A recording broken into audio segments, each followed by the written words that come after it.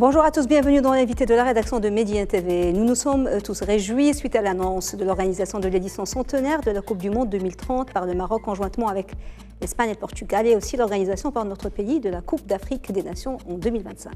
De grands événements dont l'impact, on le sait, se situe bien au-delà du football ou du sport en général. Aujourd'hui, avec notre invité Zakil Ahbabi, spécialiste en marketing sportif, nous allons aborder justement l'impact socio-économique à moyen et long terme de ces deux événements pour le Maroc et comment profiter de leur dynamique pour propulser le développement du pays. Nous allons aussi nous arrêter sur les budgets et les investissements nécessaires pour la réussite de ces événements, mais aussi les atouts dont nous disposons et les lacunes à combler ou les faiblesses à rattraper. Monsieur Ahbabi, bonjour, merci beaucoup d'être avec nous.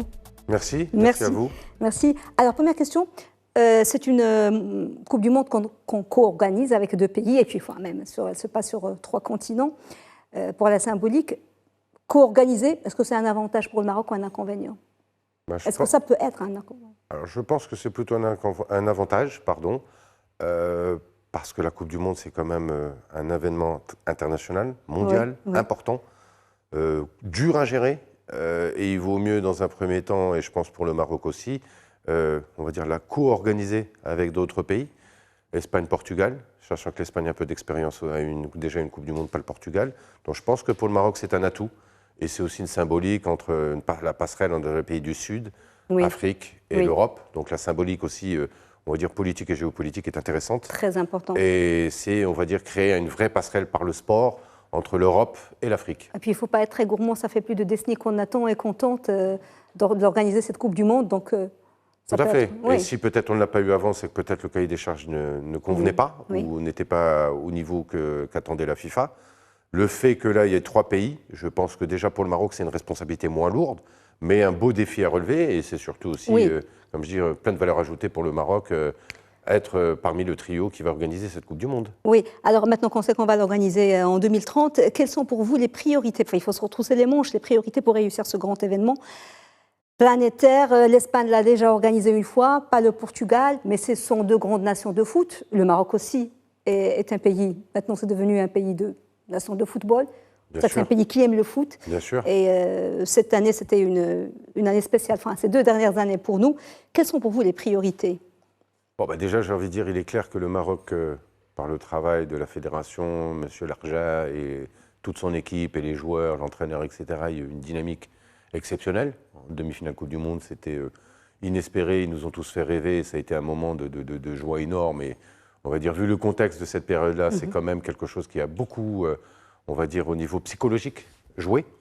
Et bien entendu, c'était une joie immense, donc et une fierté aussi. Alors bien entendu, par rapport à on va dire les défis qui nous attendent, ils sont importants. Je dirais les premiers défis passeront surtout par rapport à toute on va dire l'infrastructure.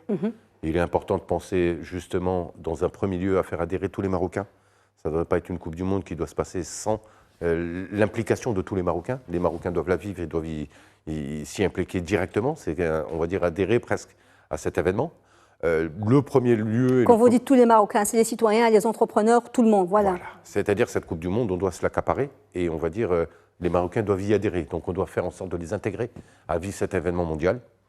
Et bien entendu, après, il est clair qu'avoir une Coupe du Monde, on a vu déjà, rien qu'on a annoncé Coupe du Monde 2030, qu'il y a eu des entreprises qui ont grimpé en bourse. Donc clairement, ça crée un effet psychologique qui est non négligeable. Mais j'ai envie de dire aussi, ce qui est très bien pour le Maroc, c'est qu'on va être dans une dynamique très positive parce qu'on va avoir la Coupe d'Afrique des Nations, qui est déjà un événement très très important. Donc ça sera déjà un premier tour de chauffe. Et justement, les Coupes d'Afrique des Nations sont devenues des événements de plus en plus professionnels, avec un cahier de charges de plus en plus exigeant. Donc déjà, c'est, on va dire, si je peux me permettre, un premier tour de chauffe, mais qui est non négligeable. Et bien entendu, dans la perspective de la Coupe du Monde 2030, donc on a, on va dire, sur les 5-7 ans à venir, toute une dynamique assez positive qui va avoir un effet, bien sûr, je pense, au niveau des entreprises, tout ce qui est travaux publics, réseau routier, réseau de communication, mais il est important aussi de remettre à niveau certaines faiblesses du Maroc. Je pense à la santé, l'éducation nationale aussi, parce que ça passe aussi par là. Oui, vous me tendez une perche parce que on va dire tout un travail social qui permettrait de remettre à niveau certaines faiblesses du Maroc dans un contexte sur les 7 ans à venir, autant par le biais de la CAN que par la Coupe du Monde. Oui, justement, et il y en a qui pensent que, est-ce que vous partagez cet avis, que le Maroc n'a pas tellement de problèmes sur le plan d'infrastructure, parce que là, on est rodé et il nous reste 7 ans, mais il y a un problème, on est un petit peu à la traîne côté capital humain dans le secteur des services principalement. C'est de ça que vous vouliez parler? Entre autres. Même le tourisme, entre autres. Le tourisme, il est clair qu'il y a eu aussi, j'ai envie de dire, après le Covid, une dynamique quand même extrêmement positive. Il y a eu un travail assez phénoménal, j'ai l'impression, fait par l'ONMT. Je ne suis pas spécialiste, mais d'après les chiffres et ce qu'on en voit, il y a eu quand même en masse des touristes qui sont venus au Maroc. Donc il y a eu, on va dire, une belle reprise, une belle dynamique, qui a été, je pense, un travail semé bien en amont et on en a récolté les fruits. Clairement, cette dynamique va être importante.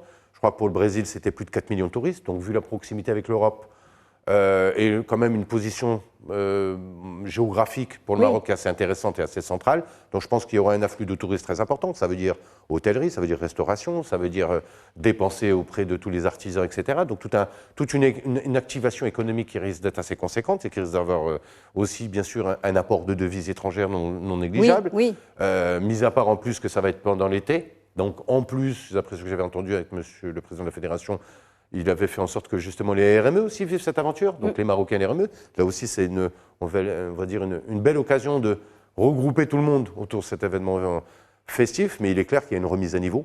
Je pense sur les réseaux routiers, je pense sur les réseaux ferroviaires, par exemple, qu'il n'y ait pas de train Marrakech-Agadir, il est grand temps de s'y atteler. Et j'ai presque envie de dire, on n'a pas besoin d'attendre une Coupe du Monde pour faire une ligne de chemin de fer entre Marrakech et Agadir. Donc il y a tout un travail on va dire de remise à niveau ou de création, mais aussi, je pense aussi, c'est très important parce que ça, il faut pas le négliger.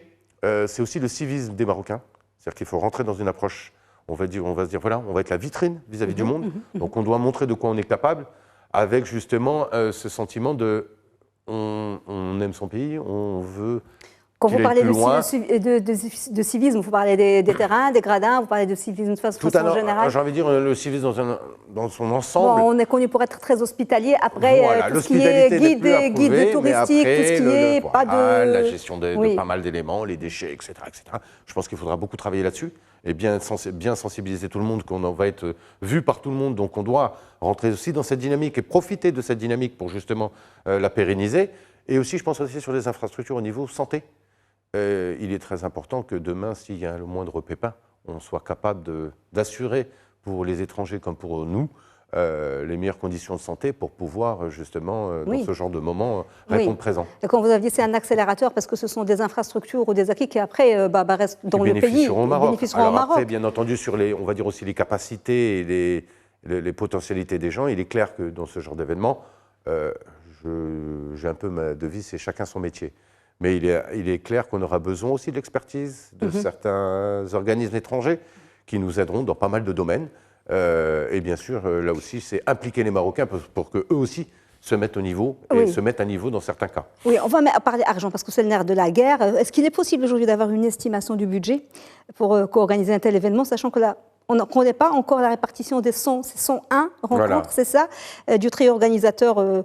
Je ne sais pas, peut-être que ça va être annoncé au courant de la semaine. C'est annoncé, je pense, mercredi. Mercredi. C'est clair que si on a l'ouverture, on sait que c'est... mais si on a la finale au Maroc... mais bon, est-ce qu'on peut avoir une fourchette, une idée du budget? C'est très difficile. Très difficile. Savoir. Pourquoi je vous dis ça? C'est très difficile à savoir. J'avais vécu, moi, France 98, donc j'avais vécu la Coupe du Monde France 98 de l'intérieur. D'abord, c'était un pays tout seul qui l'organisait. Là, on est 3. Et après, tout dépend de l'état de développement du pays. Au Maroc, je pense qu'on a certains axes sur lesquels on doit encore se développer, encore aller plus loin. Donc, bien entendu, il y aura une répercussion sur la croissance, une répercussion sur les entreprises, une répercussion sur l'emploi, évidemment. Mais c'est encore difficile parce que j'ai envie de dire, il y a l'avant, mais aussi les investissements doivent être surtout dans une réflexion pérenne. Quand je dis pérenne, c'est-à-dire que oui, il y a la Coupe du Monde, mais toutes les infrastructures sportives, comme les infrastructures qui vont être développées pendant cette Coupe du Monde, doivent servir aux Marocains après. Le meilleur exemple, c'est l'Afrique du Sud, quand on voit que certains stades sont quasiment tombés en ruine après la Coupe du Monde. Ça, c'est vraiment l'exemple à ne pas suivre. Et donc, vraiment s'inspirer de certaines bonnes choses qui ont été réussies. Je me rappelle que, par exemple, en France, il y avait beaucoup de stades qui ont été adaptés pendant la Coupe du Monde. Fin Coupe du Monde, ils ont été réadaptés à une dimension normale. Donc ça, j'ai trouvé que c'était intéressant. Pourquoi? Parce que quand le stade a été réadapté à une dimension normale, on va dire du 30-35 000 places, il correspondait parfaitement au club qui jouait dans la ville. D'accord, donc pour le championnat, pour voilà, les clubs en ont bénéficié, les villes en ont bénéficié, ça permettait justement de pérenniser ces infrastructures et pas se retrouver... Et pas de faire des stades jetables voilà, après, parce que, qui vont coûter... très clairement, des stades, un stade vide, ça coûte une fortune. C'est clair. Quand on est dans des stades de 50 000 places, tout ce qui est entretien, gazon, électricité, alimentation... Oui.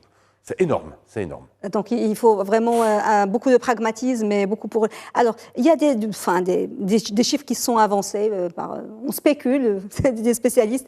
Il y en a qui disent que ça devrait être, les besoins d'investissement de l'ordre de 50 milliards de dollars pour les 3 pays, soit 17-18 milliards par pays. Mais après, tout dépend du nombre des matchs et du nombre des stades qu'on va voir. Oui. Alors, si on prend les chiffres de la Coupe du Monde, celle de Russie, c'était quelque chose comme 15 milliards de dollars d'investissement. Oui. Brésil, 18 milliards de dollars. Enfin, c'est des chiffres classiques. Après, il y a d'autres chiffres qui le sont moins, comme les 200 milliards d'investissement du Qatar. D'où est-ce qu'on peut, le Maroc, on sait qu'il y a des pays qui ont l'appui, comme l'Espagne en 82 de l'Union européenne. Où est-ce qu'on peut trouver ces fonds ? Ces fonds, c'est déjà, j'ai envie de dire... Je sais qu'il y a déjà... Oui. Il y a le Maroc en tant qu'État, bien entendu. C'est un investissement. Il va y avoir bien sûr des multinationales qui vont contribuer. Il y a la FIFA aussi qui va y contribuer. Oui. Il y a tout un ensemble de recettes aussi qui reviennent directement sur le Maroc. Après, tout dépend du nombre de matchs. Oui. Mais bon, quand on parle de 15 milliards, ça veut dire... est-ce qu'on est sur 4-5 milliards par pays ? Ils ont dit, les estimations, c'est 50 milliards. Ah, d'accord, pardon. Répartis sur les 3 pays, à savoir 17 ou 18 milliards par pays. Après, il ne faut pas qu'il y ait une grande pression sur les finances publiques. C'est ça comment gérer sans avoir de pression. C'est pour ça que je pense que ces infrastructures doivent être pérennes. C'est-à-dire que tout ce qui va être fait pendant cette Coupe du Monde doit servir aux Marocains par la suite. Oui. C'est-à-dire, bien entendu, avant, pendant et après. Et bien entendu, j'ai envie de dire, il y a tout un ensemble de recettes qui vont être créées. Que les entreprises, bien forcément, les bons de commande pour les entreprises risquent d'être un peu plus conséquents, surtout pour les entreprises nationales. Et je pense que là, c'est important d'impliquer les entreprises nationales et pas forcément que des multinationales, de donner le coup de pouce aux entreprises marocaines pour que justement elles puissent répondre à ce rendez-vous international. Et comme je dis, c'est à la fois une hausse de bons de commande et de chiffre d'affaires, etc. Une création d'emplois et justement aussi peut-être aussi certains profils qui soient justement adaptés et intégrés dans le processus de la Coupe du Monde pour que ce soit peut-être des profils plus affinés et experts dans le domaine pour l'avenir. Parce qu'on a vu qui serviront au football national pour Absolument, la suite. Il faut valoriser le Made in Morocco et favoriser dans les appels d'offres. C'est que le Qatar, c'était une obligation. La Coupe du Monde du Qatar était un peu une Coupe du Monde exceptionnelle. C'est un cas particulier. J'ai presque envie de dire, j'ai pas envie de dire c'est la Coupe du Monde de tous les excès, mais pas loin. C'est quand même une Coupe du Monde particulière. Et il est important, je pense que dans le foot aussi, c'est comme dans certains sports. Il ne faut pas que... il y a l'éthique. C'était une belle Coupe du Monde, mais il ne faut pas que ce soit le sport de l'argent. L'argent ne doit pas être roi dans le football. Je pense que l'argent a sa place, mais le sport avant tout a sa place. Et ce qui en fait un sport magique, c'est que justement, il y a une certaine éthique qu'il faut avoir. Et peut-être pas trop de parler de milliards et de milliards. Il en faut, très clairement. Mais je pense que l'argent et le sport, chacun doit être à sa place. Oui, alors... Pardon, c'est ma vision personnelle, strictement personnelle. Non, oui, c'est vrai que ce qu'on voit aujourd'hui, parce que ça nuit à l'image un petit peu du foot qu'on aime, du foot quand le foot devient, quand les stars deviennent, quand on peut se payer une star avec des millions et des millions de dollars, même la conception du foot, le concept du foot pour les enfants, pour les jeunes, c'est devenir footballeur, c'est devenir star, c'est gagner des... Ce n'est plus là... Alors attention, parce que j'ai presque envie de dire, vous en avez... il ne faut pas en faire une religion aussi. Peut-être gamin qui va y arriver, mais surtout, j'ai presque envie de dire, là aussi, qu'est-ce qui s'est passé? C'est que vous avez eu le Qatar qui a utilisé la plateforme football pour en faire un vecteur de communication, une communication internationale, en rachetant des clubs prestigieux, dont le PSG. L'Arabie Saoudite va sur le même terrain, donc clairement, c'est un constat que le football est un vecteur de communication, un travail d'image pour un pays à l'international très important. Et que si ces pays investissent, clairement, il y a des retombées qui sont directes ou indirectes, mais qui reviendront sur les pays concernés. Et même le Qatar, j'ai presque envie de dire, l'association Qatar-PSG a été une révélation avant la Coupe du Monde. Oui. Et très clairement, le Qatar s'est imposé comme, mis à part sa dynamique économique exceptionnelle, s'est imposé comme un pays incontournable au niveau mondial. L'Arabie Saoudite va exactement sur la même dynamique. Donc le Maroc aussi doit s'inscrire dans cette dynamique. Peut-être pas avec les moyens, avec notre spécificité, notre savoir-faire, parce qu'il est clair que par contre, le positionnement géographique, la situation géographique du Maroc est un atout majeur vis-à-vis de l'Europe, vis-à-vis de l'Afrique. La situation géographique, c'est un pays de foot. On a une véritable équipe. C'est un pays d'accueil, j'ai envie de dire, le Maroc a largement prouvé. Donc ça peut compenser. Tout à fait, tout à oui. fait. Alors, est-ce qu'il est possible de se prononcer sur l'impact économique? Parce qu'on a des chiffres comme ça, des 2% de croissance, qui sont 2, 3, les gens spéculent. Ce genre d'événement, est-ce qu'il rapporte de l'argent? Parce que les gens croient que les Coupes du Monde rapportent de l'argent. Pas forcément. Voilà. Il ne faut pas croire que avoir une Coupe du Monde, c'est à la clé des gains financiers. Mais c'est un ensemble, il faut prendre en compte plusieurs facteurs. L'image, quand je dis l'image, c'est-à-dire le rayonnement du Maroc à l'international. Oui, l'attractivité. Bon, très clairement, la dynamique y est depuis la demi-finale Coupe du Monde, donc il y a déjà une dynamique extrêmement positive. Et comme je dis, c'est une succession d'événements qui va encore plus implanter à moyen et long terme le Maroc sur la scène internationale, particulièrement footballistique. Mais le football étant le sport, on va dire, roi à travers le monde, forcément, il y a tout un ensemble d'éléments autour qui vont créer une dynamique. Comme je dis, quand vous avez une Coupe du Monde au Maroc, vous allez avoir besoin de renforcer vos capacités de communication, renforcer vos réseaux routiers, renforcer vos systèmes de santé, renforcer tout ce qui est hôtellerie, accueil, peut-être même augmentation de la flotte au niveau de la flotte des avions. Donc il y a toute une dynamique positive qui est générateur de revenus pour le Maroc. Mais bien entendu, comme je dis, c'est quelque chose où on doit être vraiment dans des investissements qui doivent être pérennisés après la Coupe du Monde pour que justement les Marocains adhèrent à cette Coupe du Monde et, on va dire, profitent de ces infrastructures sportives, routières, mais parce qu'il y a des etc. secteurs qui vont profiter beaucoup plus de cette dynamique générale, comme les BTP, vous l'avez dit, comme tout ce qui est tourisme, l'image. Et vous l'avez dit, c'est un excellent vecteur de communication. C'est du soft power incroyable. C'est ça, c'est du soft power et c'est pour ça que les retombées sont difficiles à calculer. Et vous me dites 2-3%, c'est très difficile. Oui. Je sais sur la France 98, ils étaient à 1,5-2%, mais ce n'est pas du tout la même dynamique économique qu'au Maroc. Donc je pense que ça serait difficile, mais moi, on va dire en étant raisonnable, je pense qu'on peut tourner facilement une croissance de 3 à 5. Moi, je placerais une fourchette entre 3 et 5%. Mais après, tout dépend du contexte international, de certains facteurs économiques qui fait qu'on verra bien comment ça évoluera. Mais j'ai presque envie de dire, c'est surtout faire une Coupe du Monde qui appartienne et que les Marocains se l'accaparent et qu'on pérennise tout ce qui a été fait avec la CAN, la Coupe du Monde, pour pouvoir justement que ce soit des acquis pour le Maroc et après une valeur ajoutée pour la suite. Après, il y a toujours un prix pour tout. Il y a un petit revers de la médaille, parce qu'on avait parlé d'engagement de tous les Marocains et des entreprises. Là, les annonceurs, c'est la ruée, c'est normal, vers l'équipe nationale. Comment faire pour pour que les clubs ne soient pas lésés, pour qu'on les délaisse, pour qu'on les délaisse pas? Tout le monde va se focaliser, c'est normal. Alors, oui. Est-ce que vous avez senti, parce que c'est votre domaine, que tout le monde veut miser sur l'équipe nationale et qu'il y en a un peu moins, peut-être un peu beaucoup moins pour les clubs? Alors, il y a une écoute claire au niveau de l'équipe nationale, grâce au travail fait par la fédération et leurs résultats sportifs, plus maintenant la CAN au Maroc, plus la Coupe du Monde 2030. Donc clairement, les entreprises réfléchissent sérieusement à être partenaires de l'équipe nationale avec ses rendez-vous internationaux. Et il est clair que les entreprises sont plus réceptives actuellement à la fédération et à l'équipe du Maroc que les clubs. Et les clubs risquent d'en pâtir un peu, mais après, comme je dis, c'est peut-être là aussi deux axes un petit peu quand même différents. J'ai envie de dire, les clubs, c'est beaucoup plus du quotidien, c'est toutes les semaines, régulièrement, 10 mois sur 12. L'équipe nationale, c'est des grands rendez-vous, avec bien sûr en point d'orgue la CAN et la Coupe du Monde.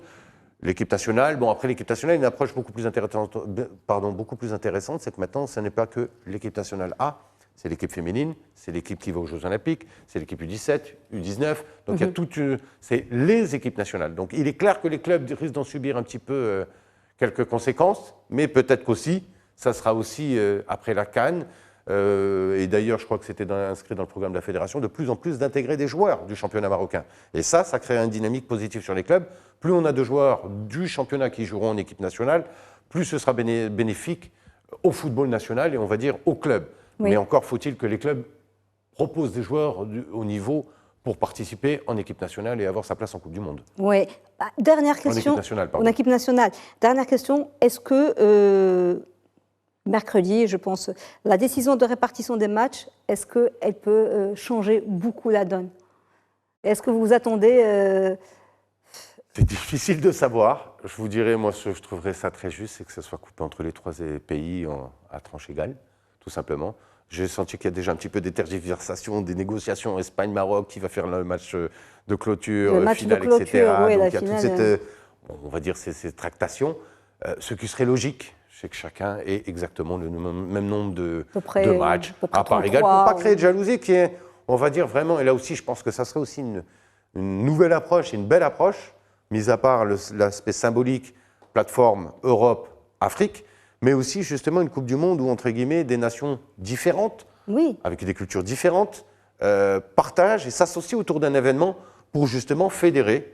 Et là aussi, je pense que justement, dans ce contexte-là, c'est peut-être l'occasion d'imposer de faire un rappel à l'ordre et de dire, voilà, dans le foot, il y a une éthique, il y a une morale, il y a certains principes, et le sport doit être, on va dire, au devant de la scène avant le business. Et ça peut être un très beau symbole pour un centenaire de la Coupe du Monde. Parce que celle de centenaire, c'est pas rien. Évidemment. Merci beaucoup, Zaki El Hababi. C'est moi. Pour cet éclairage. Je rappelle que vous êtes spécialiste du marketing sportif. Merci, monsieur. Merci. Madame, monsieur, merci beaucoup de nous avoir suivis. Bonne suite des programmes sur Média TV. Très belle soirée.